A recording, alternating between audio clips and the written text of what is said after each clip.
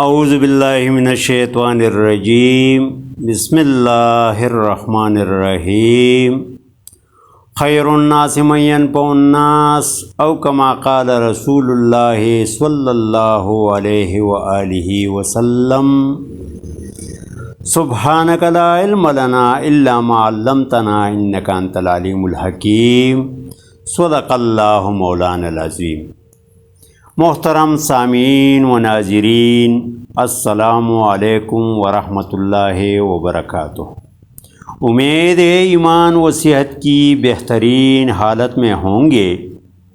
میں پروفیسر حکیم عبدالشکور عباسی، سرحد طبیہ کالج تخبائی، ضلع مردان، خیبر پختونخوا، پاکستان، اپنے یوٹیوب چینلز جڑی بوٹیوں کی دنیا اور عباسی دارالحکمت کی وساطت سے روایتی طبی نسخہ جات اور تجزیاتی رپورٹس کے سرکل میں سے آج غدی اعصابی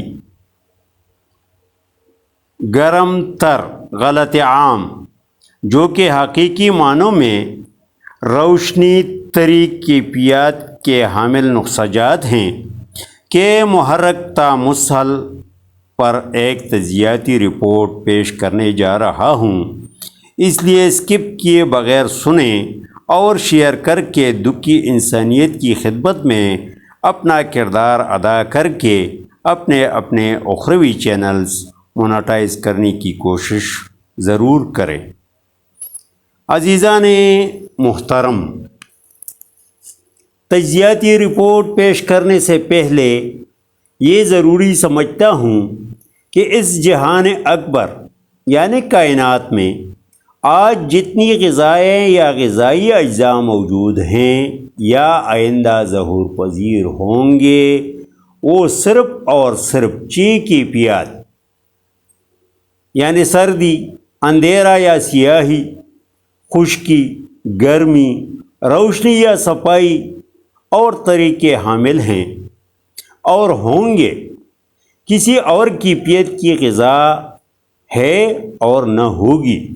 یہ غذائیں اور غذائی اجزاء 3 مشینی اور 3 کیمیاوی تحریک میں منقسم ہیں، جو جسم کے اندر جانے کے بعد پہلے ایک غالب کیفیت بنتی ہے، پھر اس کیفیت سے متعلقہ اخلاط، tissues, enzymes, hormones, calcium, phosphorus, فولاد، سوڈیم، میگنیشیم، گندھک، کلورین، آیوڈین اور نائٹرک آکسائڈ وغیرہ وغیرہ متعلقہ تحریک کے ساتھ خود بخود افزائش پاتے ہیں۔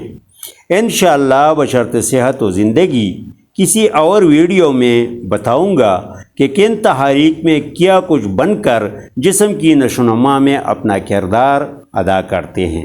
المختصر، انسانی جسم کے اندر بنیادی عناصر کیفیات ہی ہیں۔ مثال کے طور پر سخت سردی کے موسم میں سب سے پہلے جسم کو ٹھنڈ لگتی ہے، پھر کپ کپی طاری ہو کر پورا جسم دکھنے لگتا ہے، اعضاء کام چھوڑنے لگتا ہے، نزلہ زکام کی شکایت ہو جاتی ہے اور ٹٹہرنے والی بخار شروع ہو جاتی ہے۔ المختصر، اس کیفیت سردی ہی کی وجہ سے ڈھیر ساری علامات خود بخود نمودار ہو جاتی ہیں۔ بالکل اسی طرح کسی بھی کیفیت کے ساتھ اپنے اثرات جوڑے رہتے ہیں، جو بتدریج نمودار ہوتے رہتے ہیں۔ مفردات کے کتب میں آپ نے پڑھا ہوگا کہ جتنی بھی خشک سرد یا سرد خشک کیفیات رکھنے والی اجزاء ہیں، وہ دوسرے اثرات کے علاوہ حابس الدم ضرور ہوں گے یا ضرور ہیں، تاہم کسی بھی طبی فارماکوپیا میں کیفیات کے ساتھ ساتھ اگر اثرات کو بھی مد نظر رکھے جائیں تو سونے پہ سہاگا کے مصداق ہوگا۔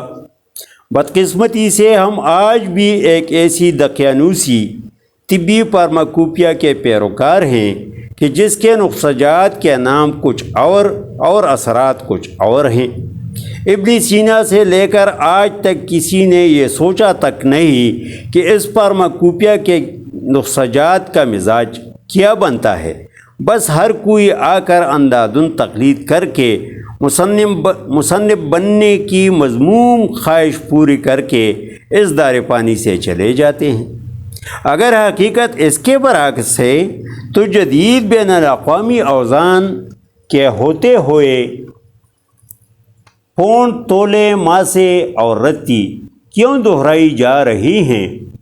محترم خواتین و حضرات، اسی مختصر سی تمہید کے ساتھ آتا ہوں اپنی موضوع کی طرف۔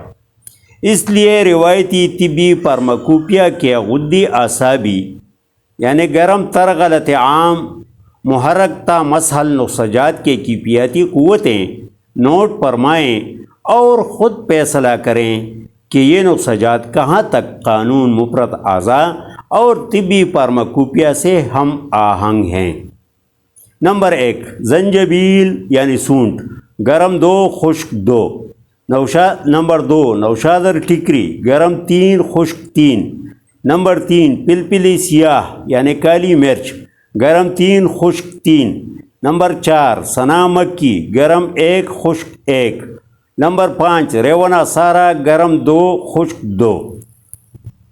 ان نسخہ جات کے اجزاء کے کیفیتی قوتوں میں سے گرم کیفیات کی مجموعی تعداد 11 اور عدد صحیح 1.2 ہے، جبکہ خشک کیفیات کی تعداد بھی 11 اور عدد صحیح بھی 1.2 ہے، اور دیگر متضاد کیفیات اس میں بالکل نہیں ہیں، تاکہ انہیں منہا کر کے نسخہ جات کے نام کیفیات کے مترادف بنائے جائیں۔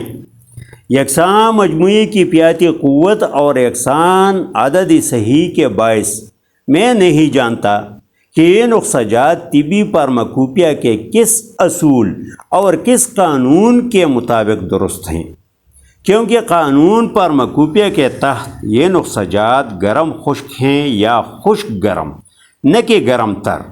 اگر طبی دنیا میں کوئی مائی کا لال سمجھا دے تو عمر بھر مشکور رہوں گا انشاءاللہ بشرط صحت و زندگی۔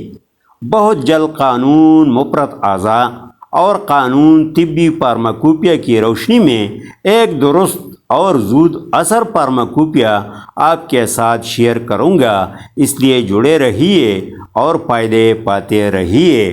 ہم زندہ، صحبت باقی، والسلام۔